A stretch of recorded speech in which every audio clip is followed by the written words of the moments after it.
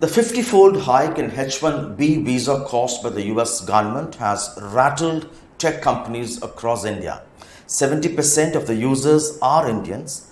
Joining us now, Mr. Suresh Sambandam, the CEO of Kissflow, a Chennai-based SaaS company. Suresh, thank you very much for your time. Hi.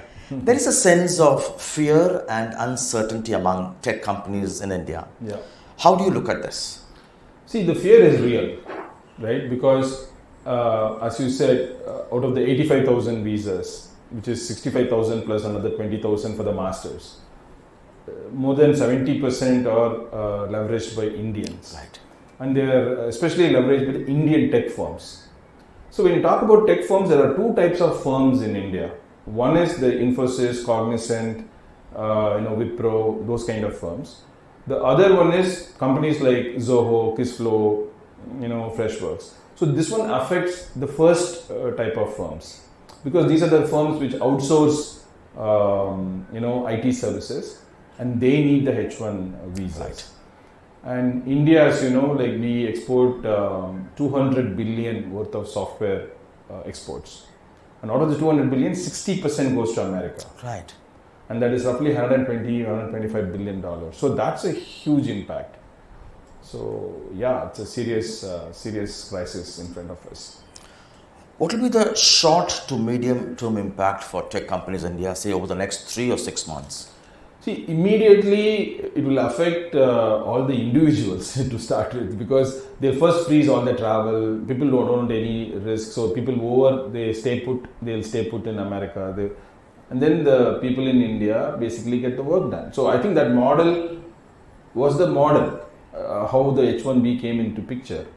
But along the line, we have started abusing this model. We started sending 5 years experienced people, 3 years experienced people at $70,000 compensation, $80,000 compensation, all that stuff, which actually is the one which pissed off the American people, which created the Maha election manifesto, which Trump promised before the elections, and then he is implementing that. That's right. Because that's what he promised to his voters. So I think we have to correct that. But if they stick to the original design for the H1B program, we may not have run into this problem. So what do you think will be the impact on tech companies now? So immediately they won't be able to take large projects, because the large projects require very good people to go on site and do customer engagements. Like if you take any project which is a multi-million-dollar project, even $2 million, $3 million project, forget about 10 million. Even $1 million project will require 1 person or 2 person at least be on site. Right. And the remaining 15-20 people may be offshore. Now, even to send those 1 to 2 people, it is tough, right? And already we have this lottery system, and getting the H1B visas itself is a big crisis. Right. Now we have a $100,000 processing fee. So they call it as a processing fee, right? That's right. $1 lakh, yeah. $100,000 is like 88 lakhs in Indian rupees. That will be completely unviable for employers. It will be unviable, right? Because the salary itself will be 150K. See, the reasonable H1B salary is 150K to 200K. But we started abusing it by sending people at 80K, 90K, 70K. Would this now open up more hiring in the global capability centers in India, GCCs? Do you think they'll be able to hire more talent back in India now? See, GCCs, by the way, belong to the original parent companies. So GCCs are already they're basically putting a dent into the TCS model and Cognizant model, because people who have been previously outsourcing it to TCS and Cognizant and Wipro and HCL, the companies like Unilever, Coca-Cola, those are the companies, right? They are setting up their own shops. Right. That is what is called as GCC, Global Capability Centers. Now, that is already eroding some of our IT services companies. But as India, it is benefiting us. If you take an India view, so it is benefiting us, because all the global companies, we have 1,700 or 1,800 GCCs in India. Out of that, around 200 is in Chennai. Mm-hmm. Right, and bulk of that is in Mumbai and Bangalore. So 200 is roughly is in Chennai. So this will boom. Right. This will boom, definitely. This is a flip side of it. So it's a positive side of it. Is in India there is going to be a lot of hiring in the GCCs because now the talent can be located in India. So high-end talent can be hired in GCCs. That's going to happen. Right. Let's talk about your company, Kissflow. You have lots of SaaS customers in the US. Correct. How is it impacting you now and the next 3-6 months? See, this one H1B won't affect us. We don't really have a lot of people on H1B because we sell products. We don't sell people. Right. So IT services companies, they sell time. The people sell people time. So the people who sell the people's time and make money are the people who are going to be affected. Those are the companies that are going to get affected. So we are all IP based. We make products and we sell IP license. Our 95% of our revenues come from selling product licenses. We don't sell services at all. So even if there is any impact, it will be very, very marginal to the extent it's trivial. So this will be true for all the product companies, not just Kissflow, like Zoho, Freshworks. Any product company from India will have the same. Indian Americans are at the helm of several global tech companies, be it Sundar Pichai, Nadella. Yeah. What do you think this restriction now could have in terms of impact over the long time? I mean, they are American citizens.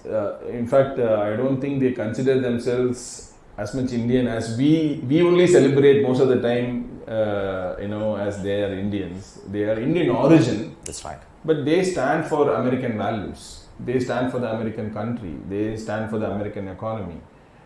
Right? So they make, like you take Sundar Pichai, right? So for example, he's from Chennai, Tamil Nadu, but he builds his offshore center in Hyderabad because he's making a business decision for his company and he's not making any personal affiliation to Tamil Nadu, for example, right? And the reason I'm saying this example is because it's the same thing when it comes to India as well. For them, it is at the end of the day, it's business. For example, they set up their billing entity in Ireland. Right. Google has their billing entity in Ireland because Ireland has the huge tax advantage. So I consider people like Satya, Nadella and Sundar as much Americans as they are. So, but yes, they will have some soft corner for India. And this is the place where we could have leveraged them. I actually feel like India's external affairs ministry and the external affairs professionals could have taken advantage of people like Satya, people like Sundar, because see, the H1B has a larger stakeholders in the American ecosystem. On one hand, we have these corporates like Apple. So if I have to ask you, what will be your message to the government now, to the Indian government?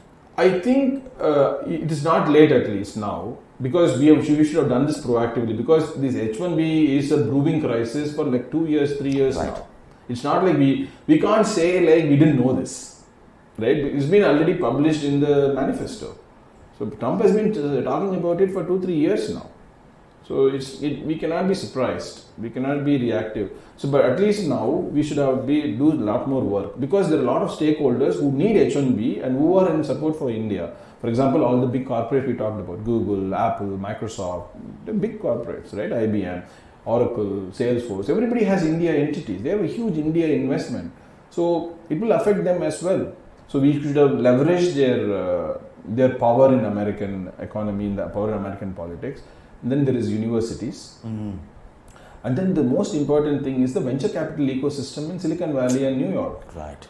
See, every VC investment has at least one, if not two, co-founders which are Indians. And they have the big say. They are in the financial market. They're connected to the financial market. And Trump as much understands stock market as any. He's a businessman.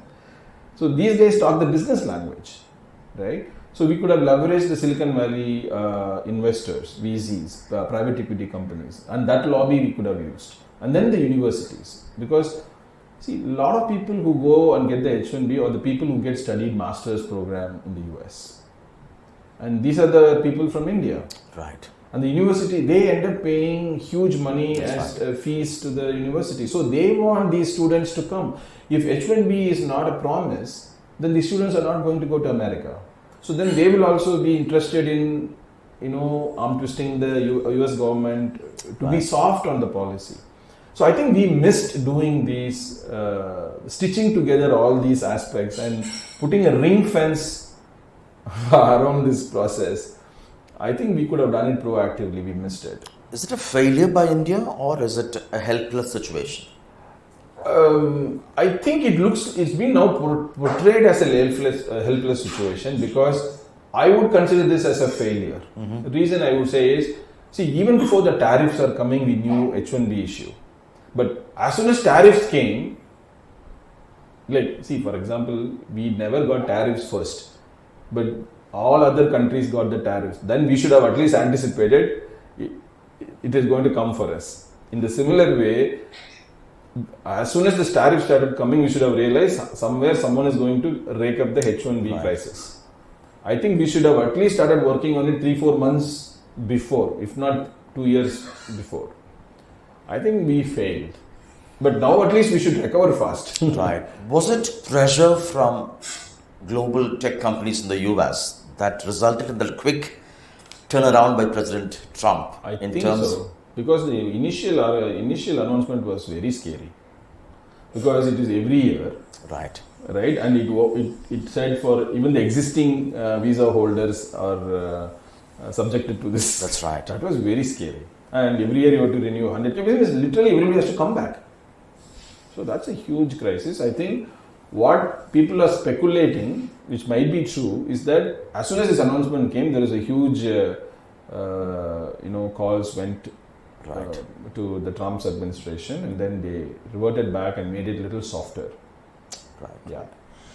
Now, 25% of overseas students in the US are from India. Correct. They spend anywhere between $50,000 to $1 lakh. Yeah, $100,000. Yes. What do you think this development? What is that something to worry about? Yes, it will. I think students will start looking at other countries, especially European countries for higher education, UK. People who go to this higher education, they naturally think that they will get the job after the education. Right. These are the people who want to go out of the country and experience the foreign dream, right? So US has been the dreamland till now. But now I think they will really relook at like Australia, for example, Canada, European countries, Netherlands. Netherlands is coming up really well because it's been very friendly and accommodative. When Brexit happened, a lot of companies went to Netherlands. That's right. right? So people are, even H1B, one of my investments, and as well as in Chennai company, they went to Netherlands. So they didn't go to US. So I think those options will open up for the students. Students who have just enrolled? Yeah, they will be there, I don't know, they'll be worrying because this is a big blow for most people. And the other implication of this is the people with green card are starting to worry now. Because they feel the next will be regularization of green cards. Right. So now that this H1B visa is hit, H1B to green card will be hit. Green card to citizenship will be hit. So the entire the diaspora, the Indian diaspora in America is now is in a big fear because they are very shaken. What will be the impact on... And the sad thing is, these are the people who voted for Trump. Right. See, this time around, the entire Indian diaspora, majority of them ended up voting for Trump. And they never expected that right. This will come to the... Yeah. What do you think will be the impact on recruitments in India? So the recruitments in India, we only have a lot of entry-level talent anyway.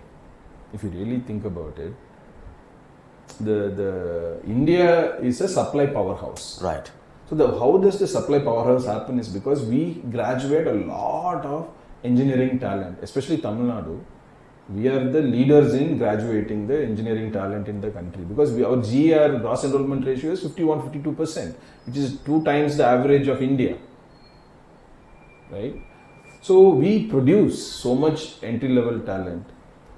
So this will mean that if the big projects are not coming because they require H1B visas, then how will you employ the entry level talent? Because the seniors are required to manage those projects. Underneath them only you can get the juniors. So this will become a big crisis. Already the AI impact is caused a lot of these tech companies to pause the freshers hiring. Now this will further accelerate that. This year freshers hiring is gone for dogs. When do you think situation would improve? I think it's going to take 2 more years. There are I many- don't know whether it will improve. People have just taken a pause That's because they don't know the future. So I'm not even saying it will improve in 2 years. I'm saying is that next 2 years people won't do much. Companies which in fact recruited sent letters to They've freshers. withdrawn. They've withdrawn the letters. Yeah. So there will be a lot of talent that will be available, which essentially means that the salaries will crash. Right. See, currently at Kissflow, for example, we hire at 6 lakhs package for a fresher. That's right. Right? That's a very solid salary. For a fresher who's coming out of college, 6 lakhs compensation is a solid salary. Absolutely. Now what will happen is, there was a time when the talent, we were hunting for talent. Now the talent is freely available, so people will not pay the 6 lakhs. People will say, can you come for 3 lakhs? Can you come for 4 lakhs? So the salaries will crash, talent availability will increase. So many things. Have you paused your recruitments, freshers? Yeah, we have also paused. Really? Yeah. So, not just us. See, we are not a big hiring. See, like IT services companies are the big hiring That's masters, right? So they hire 5,000, 10,000, 20,000, 1 lakh people sometimes. Then they train them and get them ready for all the big projects. So product companies don't hire that much. We hire in hundreds, not in lakhs. What do you think will be the impact of this when it comes to American innovation? I think a lot of people speculating that there is some sort of an American downfall that has started, right? With all the tariffs, the debt. Of course, they have like $37 trillion debt or something like that, right? So it's a huge debt crisis, the currency crisis, the dollar as a reserve currency. There's so many issues that are happening around America, and there is also a speculation that all of this they are doing to basically crash the world economy so that America can recover from that crash. America can use that crash and recover their country, and that's really what people are speculating, including the tariffs and all the things that Trump is doing, right? But if the talent war, America loses the talent war, which is primarily coming from India, the innovation in America will stifle. And this will actually mean that China will become the new superpower. So this is maybe the downfall of America and the rise of China, right? Because China is another $14-15 trillion economy now.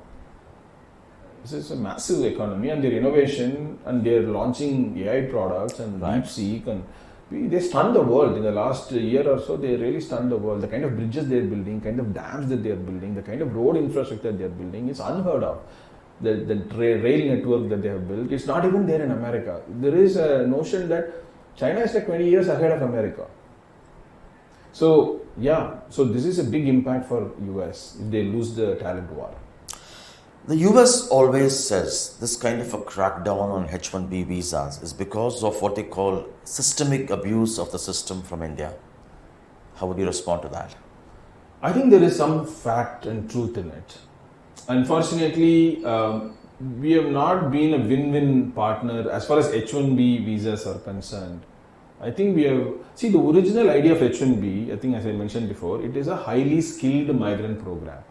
So if it is a highly skilled migrant program, you can't send somebody at 70,000, 80,000 comp. Ideally, you should be sending them at 150K and 200K comp. And then this wouldn't be a problem. Because then the 70K, 80K guy is taking away the job of an American. And that is what they're really complaining about. Right? So I think we have done some wrong here. I think if it's good, we correct it. and then treat US as a fair partner and ask them to treat us also as equally a fair partner. I think somewhere along the line we missed that, and that is, we have taken advantage of them. Now they are taking extreme advantage of us. Right. So I think it is their time. Yeah. Long term, do you think this will open up fresh opportunities in India? Mr. Sridhar Vembu has asked Indians to come back to their motherland, and he says there would be opportunities in the next 5 years here. I saw that. I actually differ with Sridhar a little bit. I actually felt it's unfair Sridhar said it. See, he spent 25-30 years in America. He built $1 billion revenue companies, probably worth $10-20 billion. And then he took comfortable coming back to India whenever it suited him. Right? And it's unfair to go and say to another Indian, just because some crisis has happened, you pack your bags and come back to India. I mean, why didn't he do it? He should have done it 15 years, 20 years ago, right? So I don't know whether I agree with that view. I think it's a personal choice for individuals, right? If they want to build a nation, they should come back. We can tell them as much as we want, but it's a personal choice at the end of the day. So, but it is not easy, as he says, because people have moved families, they have kids' education, they have school enrollment, and people are living paycheck to paycheck there, right? So they bought houses, they're paying EMIs, mortgages for that, they got cars, they have to pay mortgages for that, and if all of them come here, what will happen to all the mortgages, loans, and everything, and they're paying back to their families? It's not going to happen. What we should do, and we fail to do, is it is the same people who studied in IIT, IIMs who went to America. And these are the people who got educated in taxpayer money. And we should stop them. Why should we ask people who have left to come back? Why can't we stop people who are leaving? And in the last 5 years, the leaving is only increased. It is not reduced, right? Brain drain. See, people are talking about everything. India is growing and all, but the growth is not showing in the number of people leaving India. But if India is growing so well, why are not so many people leaving India? Right. So we have to put some sort of an exit fee. If you have studied in IIT, IIM, which is a colleges funded by government taxes, then you pay $100,000. Just like Trump is putting $100,000. So you say, okay, you pay the $100,000 and then you go to America, right? So, because we paid you, educate you. We should have done that. We didn't do that because it will affect the same people who are running those institutions. So, I think that is my view. I don't think we can ask them to come back. Your take on agentic AI? So, that's another big bomb that is going to affect the Indian IT. In the short term, it's going to affect a lot. Right. But if we embrace it really well, there is going to be a huge opportunity. So it is like what people say about computerization will take away jobs. Right? AI will take, now everybody is talking about AI is going to take away jobs. But I think, yes, it will take away jobs which are mundane. Just like how computers took away jobs that are useless. Right. But then it opened up a huge opportunity and we built a whole industry around computers now. And similarly, we can build an industry around AI. But it will be built only for the people who decide to embrace the change. But if you try to resist the change, you're going to miss the wave. Right. So we rather embrace the change. And that's really what my message is. I think this is a bigger topic. You should probably talk about it. That's right. At depth, yeah. Lastly, some talk about US outsourcing to India. Of course, there is a restriction in terms of higher 25% tax on this. But do you think that will open up? I think that's another thing that's going to happen. Again, as I said before, see, all of these things are already brewing. See, I think naturally they're going to go and do something like outsourcing tax. That's the next thing that they're going to do. I'm sure they're working on it already. It's there, right? Higher. Yeah. Higher is already working on it. They're going to pass a law around this, right? I think we are not yet proactively addressing these issues. This is where our Ministry of External Affairs is actually failing. It's not like surprise. We should actually work with this. But unlike H-1B visas, hire will also impact GCCs. Right. Right? H-1B at least affect only the IT outsourcing vendors. But it won't affect so much GCCs. But this one, hire will affect GCCs. So I think that's a bigger impact. Yeah. Suresh, thank you so much for your time. That Thank was you. joy speaking to you. That was Mr. Suresh Sambandam, the CEO of Kissflow, speaking to us. Thank you. Thank you very much.